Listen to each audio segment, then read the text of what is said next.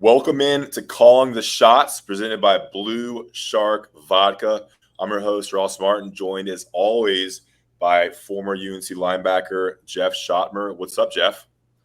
Not a whole lot. Happy Monday. Happy Monday, guys. Yeah, as you said it, kind of taking a breath now as we head into the bye week. No press conferences this week. UNC is 3-0 after defeating Georgia State 35-28 to move to 3-0. Best record in the nation for the Tar Heels. Jeff, you watched the game. I did not go to the game. I watched it on TV and watched it again this morning, recording here on Monday. Your initial takeaways on UNC. A little bit of a boring game, I thought, but UNC played tough when they needed to. Definitely a lot of mistakes and a lot of things to talk to as UNC resets ahead of the Notre Dame game next week. Yeah, I mean, the first thing is Al Davis said it best, just win, baby. And that's what we did. We're 3-0, headed into a bye week. Look, you look around the country and you see teams like App State beat Texas A&M. You see Texas play Bama real close. You see Marshall beat Notre Dame. There's teams that are quote unquote lesser talented that are competing and winning games that they shouldn't.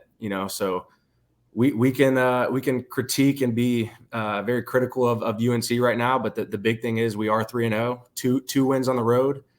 So that's a big statement. That's an important part. I think the 2 wins on the road. Those were the Appalachian State game was obviously a very, very hostile environment. Georgia State and Atlanta, not as much, but road games are tough to win. And like you said, you guys savor the wins. No matter how they happen, a win's a win. UNC's 3-0. Anything else on initially about this game or about UNC football? I mean, this game was a little bit of a trap game. Coming off the very emotional win in Boone against an in-state rival, we have to go back-to-back weeks and play on the road at a Group of 5 opponent. And I don't think any Power 5 school in the country is doing that this year. Georgia State had 15,000 people in the stands. It, wasn't a high energy stadium. Kind of an ugly day in Atlanta, and we got it done.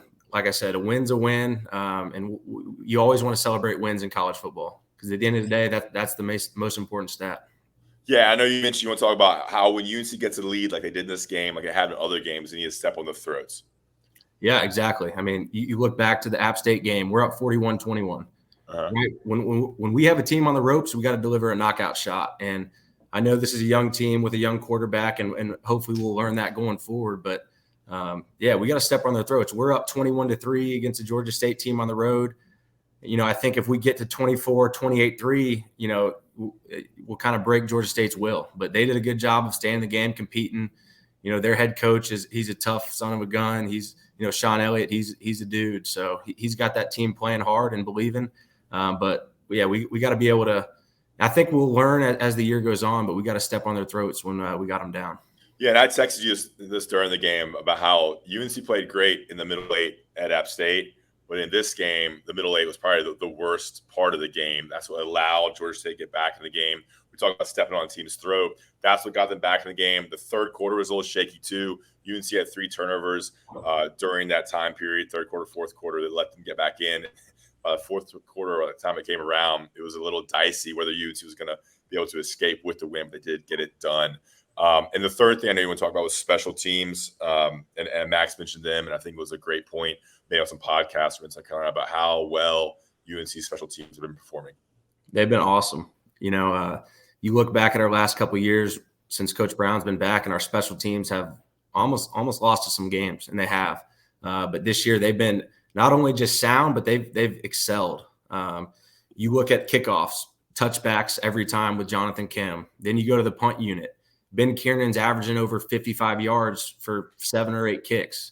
That's our punt coverage is awesome. You saw Obi Egbuna with a great play on the I think it was first half when he got ejected. I mean, that's a tough call, right? The returner's catching it going down, and Obi's flying down there trying to make a play.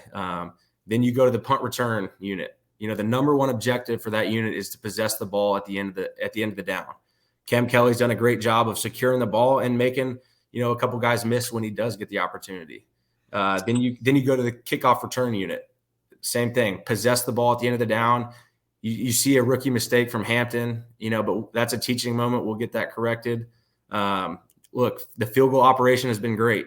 No missed extra points, and I think we're 2 or 3 from field goal. Burnett's done a great job. We've blocked well. Look, you see Texas kicker miss a 20-yard field goal. You see LSU, Florida State come down to a missed extra point or a blocked extra point. If you turn on the Pittsburgh-Cincinnati game, that game came down to field goals. So we cannot neglect our operation, and we've done a great job in that sense. And then the other thing was the blocked field goal we had right before the half. Yeah, that's big. Miles Murphy, got his paw on it, and that saves 3 points, and it's a momentum swing in the game. Yeah, it does seem like they're making more plays, whether it be in the punting game or like blocking kicks, a little bit more than usual. If they could break off a big kickoff or a big punt return, that would be huge. Ben Kiernan, he's been great for UNC. Started as a freshman, 64-yard punt, 7-yard punt, flipped the field, really changed the dynamic of the game. I mean, those are big-time game-changing plays when you can completely flip the field.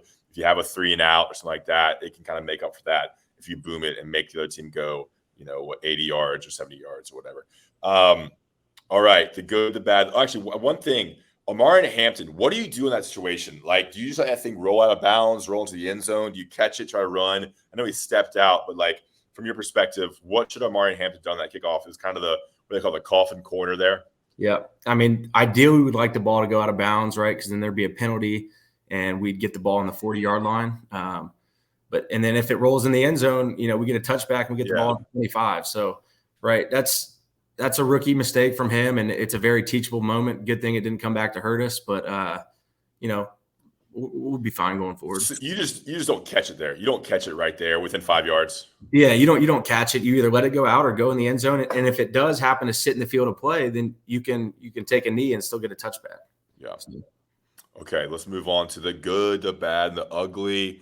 We talked about these before we recorded. You have an offensive good, bad, and ugly, and a defensive one. Let's start with your defense. What was your good thing about UNC's win over Georgia State and the improvements you've seen from the defense? The big thing was I think our pursuit angles and tracking angles were way better. And since they were better, our tackling was better. I think we only missed 5 or 6 tackles as opposed to 15 plus from the App State game. So we got that fixed. We got corrected. We looked like we were in better position to make plays. Cedric Gray and Power Eccles tackled their ass off. They played really well. But we didn't miss tackles, and it was mainly because of our angles were so much better. Did you see better play from the defensive line?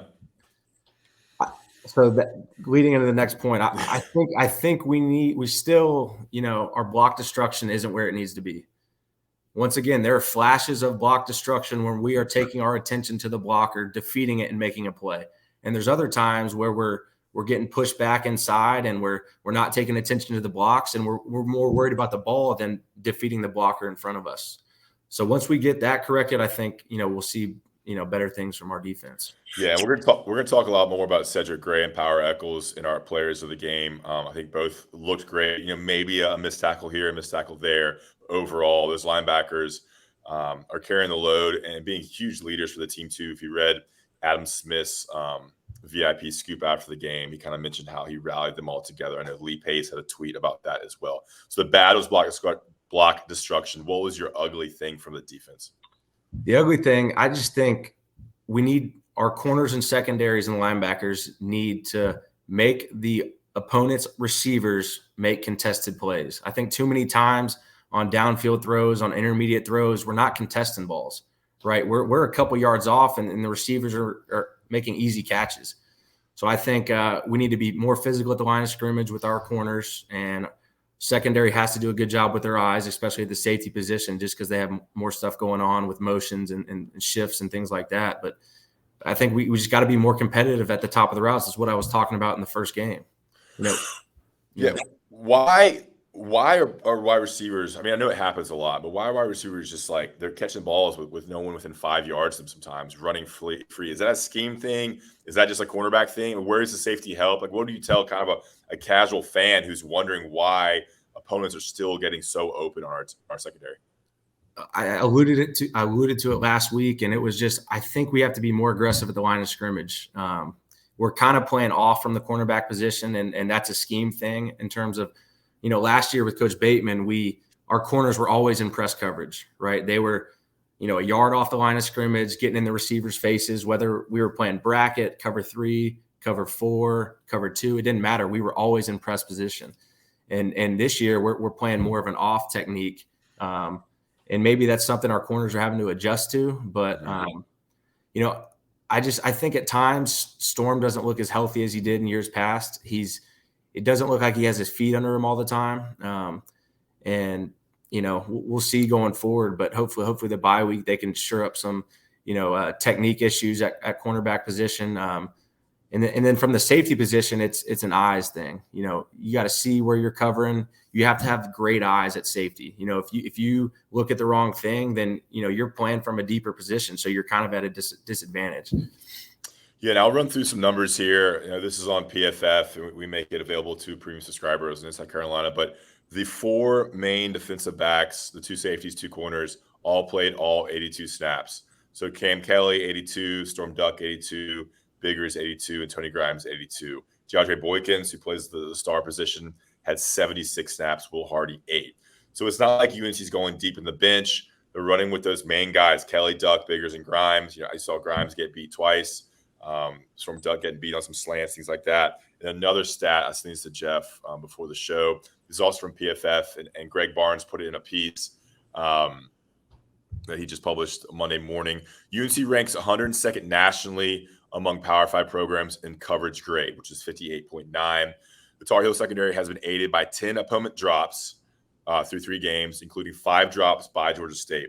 And through the first 3 weeks of the season, there are 44 ACC cornerbacks who have played at least 50 snaps. And 3 Tar Heel defensive backs reside in the bottom 5 of those 44 cornerbacks. So the 3 UNC defensive backs are bottom 5 in coverage grades for those who've caught 50 or more snaps. So it's pretty crazy there. So, we see it on tape, and then PFF, who grades every snap, sees it the grade wise. So right now, I think the secondary remains a concern for UNC. Yeah, and it's a direct correlation, right? The secondary and the D-line. So the D-line's got to help our secondary in terms of getting more pressure and, getting the opponent quarterback off his spot, off rhythm, getting the ball out early. But we do need to be way more competitive at cornerback. Coming into the season, we thought that was the strength of our defense. A lot of talent returning with Grimes and Duck and those guys. And going into the bye week, I know they're going to be very critical. During the bye week, you get to kind of self-scout and do some, like I said, self-scout and really look at what our issues are. And our secondary has been, a little bit of a liability in coverage, and we got to get that fixed going forward.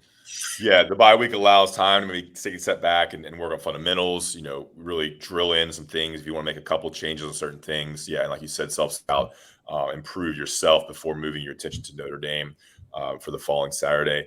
All right, here's a question for you. At what point are you playing the third corner, the fourth corner, who's on the bench, who hasn't seen much time, a Marcus Allen, a Dante Balfour, Obi? I mean, at what time do you say, hey, Storm, Tony, like, you're not playing to our standard, we're going to give someone else a little bit of a shot and see what they can do? So I think the coaches, I know the coaches in practice, right? They're getting a great evaluation of these players. And Storm and Tony are our 2 most talented defensive backs, and that's hands down, a fact. Storm, if he's fully healthy, he's an NFL prospect. Like I said, he doesn't look as healthy. But maybe we do need to sprinkle in, Balfour and the other guys and give them a chance, just because Tony and Storm, I think they played every snap. Yep. Maybe if you take 20 snaps off them, then they'll be more fresh going forward, late in the game. But I think the coaches, they have their trust and confidence in who they're playing, and it's maybe some of the other guys aren't producing as well in practice, but going forward, hopefully we see some more guys getting some snaps and being able to take a load off our starters. Good stuff. And before we get into the good, bad, and ugly of the offense, let's talk about Blue Shark Vodka, our sponsor for Calling the Shots, coming to you every Monday morning as Jeff drinks from the He's Not Cup. Blue Shark Vodka, number one smoothest vodka in the world, produced locally in Wrightsville. Our buddy Connor Barth, former UNC kicker, has an ownership stake in Blue Shark Vodka. It's smooth.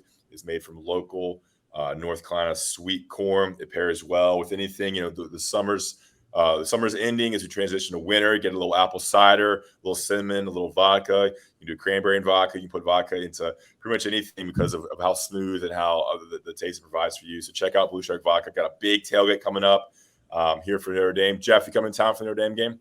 I will be in town, but I have a wedding that Saturday, and don't think I can make the game. A fall wedding for Jeff. Wow. And here's the thing. It's a UNC girl who's marrying an NC State guy. And she's one of my good friends, Elizabeth Ambler. I've known her, since freshman year of college. But come on, you can't schedule a wedding on, the number one home game we got. I know, football Saturday. Anyways, Blue Shark Vodka, pick it up for the tailgate. It's great. It's easily accessible. It's available in all 100 North Carolina counties. They support us. They're a local company. We're a locally owned independent company inside Carolina. They support all our podcasts, and especially Calling the Shot. So we want to thank them. Blue Shark Vodka, all 100 counties, North Carolina, in parts of South Carolina, getting available in Florida and Las Vegas. And we love what they do. Blue Shark Vodka. All right, Jeff, the good, the bad, and the ugly on offense. Let's start off with the good. The good, there's three things. It's Drake May, it's the running backs, and it's the tight ends.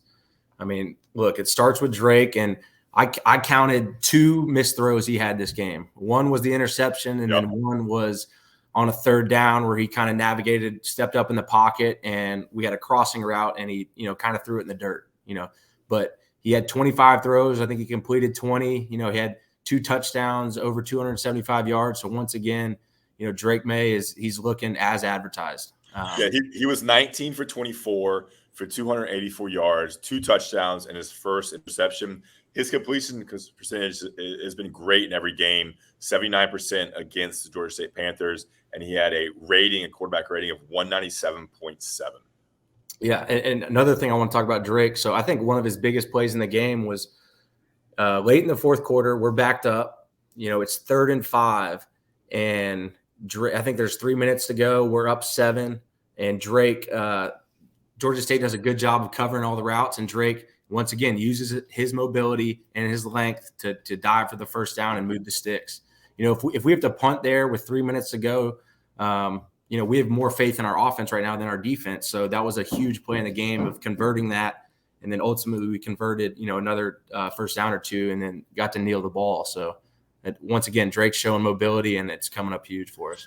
Yeah, 10 rushes for 15 yards, but that is sacks. Doesn't include sacks, and he got sacked 3 times. I did think he got harassed a little more in this game compared to other ones. He was moving around the pocket a lot. He did take 3 sacks. Question for you. It seems like, this is clear, he doesn't look downfield as much as Sam did. Obviously, Sam had a great deep ball almost all 3 years. And he also had Dami Brown and some really solid deep threats, including Josh Downs last year. Is that a product of how Phil Longo is calling plays for Drake? Is that a product of what Drake's comfortable with? Or is it something to do with the wide receivers? I think it's a little bit of both. We don't have as many vertical threats as we did in the past. But here's the thing. Drake is so accurate on his intermediate throws. The tight ends over the middle, deep comebacks, deep ends, seam balls that Drake's completing.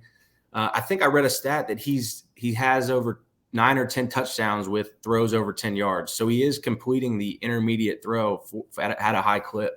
And look, it's just a little bit of Drake. He's not as much of a gunslinger as Sam is. He's not as risky. He thrives on spreading the ball around and getting completions. Like I said, his completion percentage is so high, and he's doing a great job of spreading the ball around and completing throws. Yeah, he's very efficient, and his rating shows that, and how he's able to move the ball. I just think people are invested in this idea that the air raid offense is deep balls, and really the air raid offense is just spreading the ball out wide. If it's there vertically, take advantage of it, but also take what the defense gives you. That's all offensive coordinators always tell you. Take what the defense gives you. All right. You mentioned Hampton, the tight end. Anything on the tight ends? I think that's a big point. I know UNC named the tight ends as the offensive players of the game. Yeah, the tight end play has been awesome. And it's not been a staple of Coach Longo's offense in the past. We have 3 tight ends that are playing a good chunk of the game, and we're mixing in 11 personnel. We're mixing in 12 personnel, getting more tight ends on the field because they're productive when they are. I think so. They had the 3 combined tight ends. Copenhagen, Morales, and Nesbitt had 7 catches for 151 yards and a touchdown. That's excellent production from the tight end room. And then also we're using tight ends in the red zone again. You saw a play, I think, in the third or fourth quarter where we have 3 tight ends in the game and we flex Nesbitt out to a wide receiver position. That's a mismatch. Nesbitt is 6'6", can go up and get it. He's a former basketball player. And we throw a jump ball to him and he gets a PI called on him.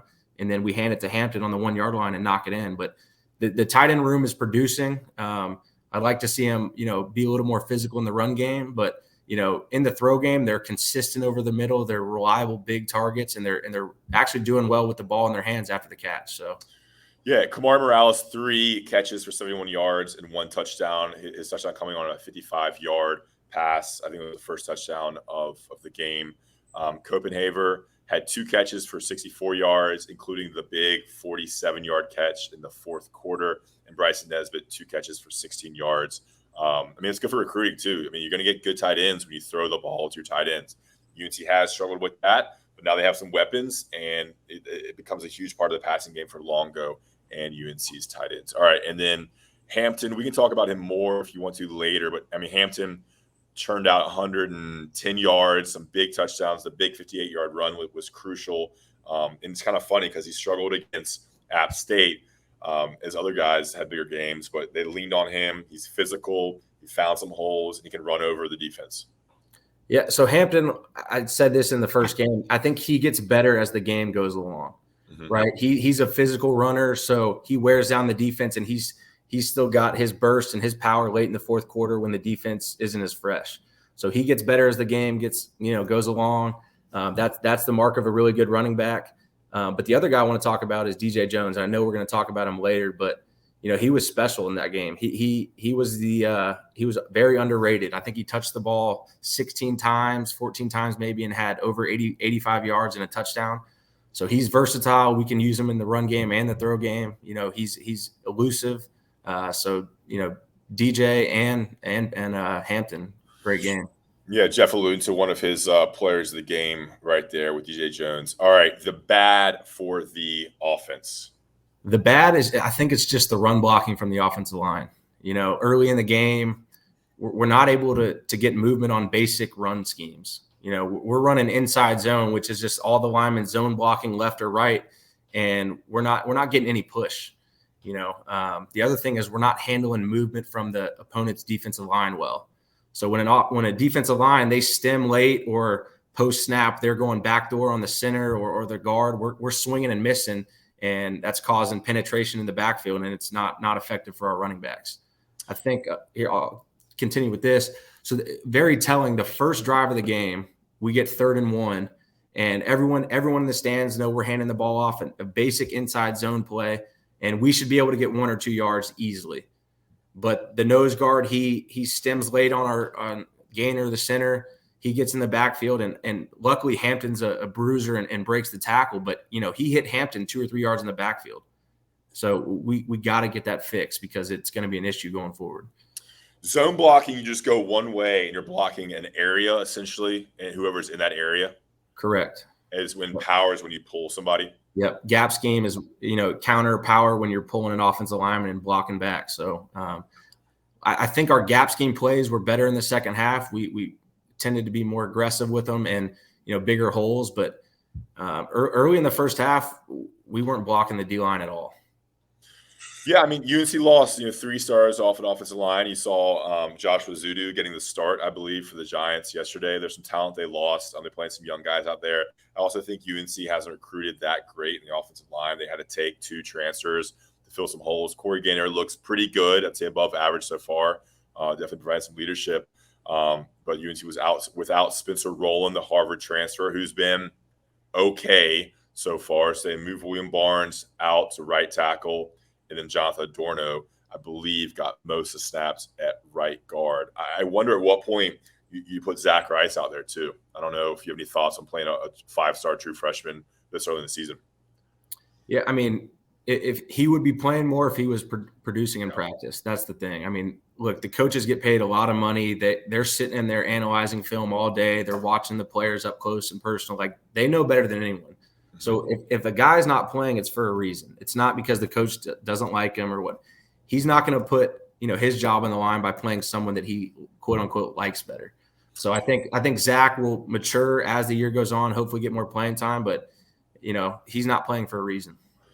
Yeah, some of these questions I ask you, Jeff, are like message board threads I see, Yeah. and so I try to play the fan because I know fans want these questions asked, and I believe an irrational voice like you is good to kind of provide some insight into kind of how the coaches think and how the things really go down in those office rooms. So it's not necessarily what I think, but I think it's questions that fans would answer. Love it. You're out here in the media world, man. You got to know what Twitter's saying, what the message boards are saying, and Absolutely. and fandom. All right, and you're ugly from UNC's offense against Georgia State. I just think 3 turnovers on the road. Drake had his first interception of the year. They were in quarter half defense, so they were playing cover 2 to the field, and they were in quarters to the boundary, and we just had vertical concept. So the slot receiver, I think it was Kobe, was one-on-one with the safety, and he actually had him beat. And Drake, instead of throwing it high and outside over his back shoulder, just to not let the secondary get a chance to make a play, he kind of underthrew it. But look, that's his first interception in 100 passes or whatever he's thrown this year, and it's going to happen. But the big thing was he bounced back. He didn't let it affect him. But then we had two turnovers more. I think 2 fumbles, one from Paysauer and one from DJ Jones. DJ Jones, yep. So, I mean, 3 turnovers on the road, it's not good, but, so that was the ugly. Yeah, I mean, and to still win with that, especially with those turnovers coming late, and they only scored 3 points. Georgia State only scored 3 points off those turnovers. So that's a good sign for the defense for stepping up, unlike against App State when UNC fumbled it in UNC territory. App State scored very quickly. In this one, to only give up 3 points on 3 turnovers, I think is a win for UNC and a win for the UNC defense. All right, that wraps up our good, bad, and ugly segment. Of course, brought to you by Blue Shark Vodka. Always good. All right, my big question for you is the offense didn't look as sharp. And I wonder if fans see that. And I know you love Drake Name, and he's obviously very, very he's been very, very sharp in 3 games. Is there any concern you saw from how maybe teams are adapting to what UNC is doing? Because it didn't seem like they took the next step in game 3. And look, there's college kids, so it's easy to understand. They're not always going to be perfect. Yeah, I'll be the optimist here and say, we still scored 35 points, and we weren't as quote unquote sharp. I mean, I think the biggest concern for me is our offensive line run blocking, because we have the talent at running back to get it done. We need to be a little more cohesive as an offensive line unit, and hopefully we see progression as the year goes along. We did towards the second half because we created more holes, and you saw our running backs were able to create more yards. Pop one for 50 plus. But that's the biggest concern with me is the cohesiveness of the run blocking unit. So that's. And I think the bye week comes at a great time. You have 3 games. You have a lot of tape to self-scout. You have tape in Notre Dame to look at, and you can also improve. And there's going to be some issues. We mentioned the secondary, mentioned offensive line. And this week, before Notre Dame prep becomes the focus, you can improve yourself. UNC also, there's a chance to get Josh Downs and Antoine Green back for Notre Dame. If not Notre Dame, probably the next week. There's just I think Green had a 6 to 10 week window there. Josh Downs a little bit more vague on when he can come back, but that just is game changing, especially for deep routes. That's kind of what they're missing a little bit from wide receivers. Downs and Green can both provide deep passing options for UNC. All right, let's get into our game balls. We'll go ahead. You hit up offense. I'll follow with mine, then we'll go to defense. So I'm going to give my game ball to DJ Jones. He was very underrated. He scored the first touchdown. Felt like every time we handed him the ball, there was a defensive lineman in his face, so he had to elude the first blocker, and he made some good plays. He's very elusive. He's shifty. He's quick. He's not, really the home run threat, but he's versatile. He can catch the ball out of the backfield. You can hand it to him, and he can make guys miss. So I'm going to give it to DJ Jones. Yeah, 10 carries, 61 yards, 1 touchdown, 4 receptions, 23 yards. I'm going to give mine to Kamari Morales, 3 catches, 71 yards, including the big play in the first quarter to give UNC the lead. Great speed, great home run hitting speed there for Morales, and just one of the 3 tight ends UNC's been hitting up this year. All right, defense. I'm going to go with Cedric Gray. I could give it to Power Eccles. Him and Power were all over the field. I think they both had 10 plus tackles. But Cedric, he he made some big plays on the perimeter. He had a great third down stop in the fourth quarter when they ran the option into the boundary. Said was all over the field. He plays hard as hell. And on top of that, I'll just say our 4 best players on defense right now are Cedric, Power, Rucker, and Noah Taylor. I want to give those guys credit. They've been the most consistent performers in these first 3 games. Their relentless effort. They're making plays all over the field. So once we get matching production from the rest of the defense of those 4, we'll be in good shape. Yeah, Noah Taylor's been pretty solid. He had a sack just off a pure athletic bull rush on the Georgia State quarterback. Rucker's been very solid. Needs to keep getting more time, but UNC has quite a kind of a rotation now where they're playing about 8 people on the defensive line pretty evenly. My player of the game on defense is Power Eccles for the same reasons you picked Cedric Gray. All of the field, making tough tackles, sideline to sideline, big hits, and really cleaning up mistakes from the defensive line, and like you want your linebackers to do, any hole when you're running back, things like that. So Power Eccles, Cedric Gray, 2 team leaders who kind of stepped up for UNC. All right, let's transition to kind of looking ahead to bye week in the Notre Dame. Let's start with the bye week, Jeff. So UNC has this week off from a game. What does Monday, Tuesday, Wednesday, Thursday, Friday look like? And then even the weekend, what does UNC do? What do the coaches do during this time period? Yeah, the first thing is no one appreciates the bye week more than the players and coaches. It was nice for us to get a bye week this early. Obviously, it's because we started the season in week 0, played an early game, but and it comes at a good time for us. So Coach Brown likes to break the season up into, smaller segments. So the first quote unquote season was the first 3 games before the bye week, and we went 3-0. So we accomplished all our goals. But now this week we're going to do a bunch of self-scout, self-evaluation. We're going to focus on Notre Dame a little bit. The coaches will start watching film on Notre Dame and start, constructing a game plan. We may introduce a couple concepts, but the majority of the week we'll be practicing, good on good in terms of, our number 1 offense should go against our number 1 defense, and, really work on fundamentals, tackling, tracking angles, block destruction. Our offensive line will definitely work on communication and cohesiveness in the run game. But it's really a chance to self-reflect, take a deep breath, get guys healthy, get some younger guys reps. Like the bye week will be huge for Travis Shaw. It'll be huge for Zach Rice. It'll be huge for, Hampton, maybe Will Hardy, some of those young guys that are getting reps in the game, but now they get more live reps in practice. So, it'll help their growth as the season goes on. Yeah, you play Sebastian Cheeks a little more during this week and give Gray and Eccles a break. Examples like that. So is it like Monday off and just same practice Tuesday, Wednesday, Thursday, or is there any other time off or anything like that? Yeah, so they'll get Monday off. It's normal Monday, players' day off. But we'll practice Tuesday, Wednesday, Thursday, and then the guys will be off Friday, Saturday, and then they'll practice again Sunday. So it really, it gives them 2 actual full days off in season, which is unheard of, and it's good for them to catch up on their legs. They'll get extra treatment this week, be able to focus on school a little bit more. So it comes at a good time. Yeah, I'm sure they'll be watching football on Saturday, and they can all get together and watch Notre Dame as well. So I'm sure that'll be a focus as well. It's always good when you have a bye week, from my perspective and player perspective, you can actually watch football. When you're covering a team or playing, you're getting ready, you're prepping, you're writing. You don't get a chance to actually watch college football. Okay, Notre Dame. UNC lost to Notre Dame last year in South Bend. A pretty good game. It was pretty tight until fourth quarter. I know you were there, Jeff. Notre Dame is 0-2 right now on Monday with losses to Ohio State in Columbus, and they lost a really exciting game to Marshall out of the Sun Belt on Saturday. On paper, entering this season, it was UNC's toughest game. Now 0-2 with Cal this week in South Bend. How does UNC and how should UNC fans be kind of thinking about this game?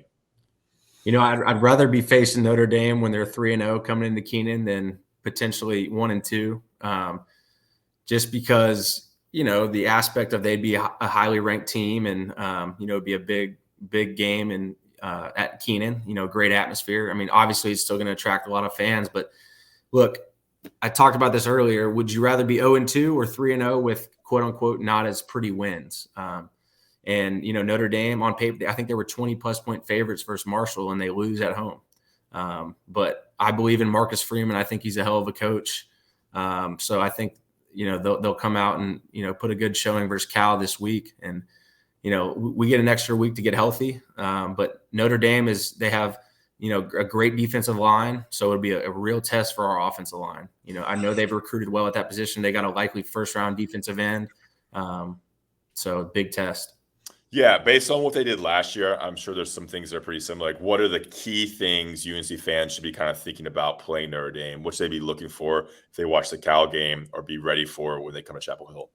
I think the first thing is the quarterback's mobility. UNC defense have struggled in the past with quarterbacks that have mobility. And in any level of football, the quarterback that's mobile and able to move around and make plays with his legs he's the greatest equalizer in football, because normally you can't account for him on defense. Just you're kind of outmatched if you use 10 blockers and the quarterback's running the ball. And I know Notre Dame has a mobile quarterback, so that'll be something to look for. And then, Notre Dame's defensive line. I know they lost some skill positions on offense, but they recruit well, so they'll be able to reload. And I know they have some guys that'll step up. Yeah, the mindset of a team that loses to Marshall, I mean, you got to think there's a little bit of like, dang, like we thought we'd be really good, and now they're 0-2 with the loss to Marshall. Marcus Freeman hasn't won a game yet, so it's got to inspire them to kind of come together heading into Cal. Cal's not anything special, so you would imagine Notre Dame can win that game, and then it's a 1-2 Notre Dame team, probably unranked still, heading to Chapel Hill to face a 3-0 Tar Heel team. Chapel's gonna be rocking. You kind of hope and pray for a 3:30 game and not a noon kick, because it is like a big homecoming for a lot of people because it's been on the calendar forever. So it's a really cool game for Chapel Hill and for UNC football, and a chance to move to 4-0 with a big win over a national program like Notre Dame. I think when was the last time they beat Notre Dame? I know you had the big interception against Notre Dame, probably one of your best plays, but I think UNC lost that one. Do you remember last time UNC beat Notre Dame? I think it was Cam Sexton when was at home. I think when maybe 08 or 09. Okay, so it's been a while. I believe the last 3 times we played Notre Dame, they've been great games. We lost, by touchdown in 2014, and then 2020 at home we lose a close one, and then at Notre Dame in 2021. But look, this would be a great win. Before the season, I predicted we wouldn't win this game, but I think it'll be a lot closer now. I expect it to be a 1-score game. Whether we can get it done, I don't know, but it should be a tight one. Yeah, and look, the season's gone. Despite everything that's happened in the games, App State, Georgia State, Florida, A&M, UNC is 3-0 heading into the bye week. Just like you drew it up, this is what Mac Brown wanted. I think the bye week works perfectly in terms of getting players healthy and rested, working on things that be worked, improving, having confidence heading into the ACC play, a big game against Notre Dame. But I think that's it for us. I'm calling shots. Anything else, Jeff? That's all I got. Have a good bye week. Relax, watch some football and get ready for Notre Dame next week. Yeah, I feel like we're hitting our stride here. A very casual show, a fun show, reset here. We're going to take next week off, and we'll be back on Monday after the Notre Dame game. Calling shots presented by Blue Shark Vodka. For Jeff, I'm Ross Martin. Thanks for listening. Thanks, guys.